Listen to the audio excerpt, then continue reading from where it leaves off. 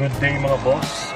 Ako nga palang yung lingkod, Will Postolero, ang magiging host ng pinakabagong, pinaka-ma-effort na romantic online show na pinamagatang The Power of Will.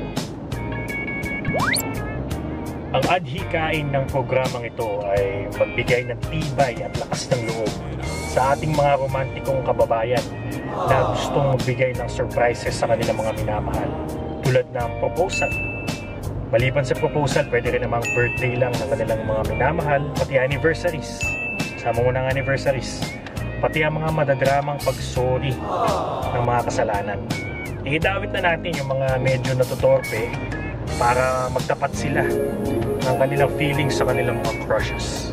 At dahil ito ay isang reality show, hindi namin may papangako na lahat ay magkakaroon ng happy ever after.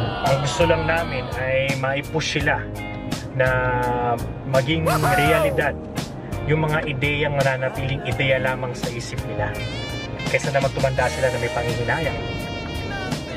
Since we only live once, naniniwala kami sa kasabihan, if there's a will, there's a way.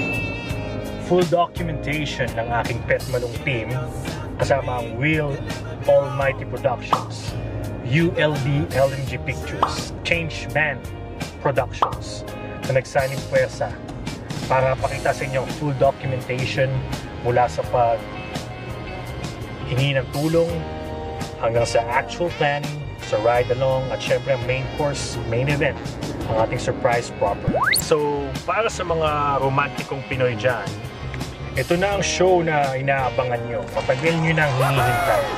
So, kailangan ko ng inyong suporta. The Power of Will. Malapit na. Adios!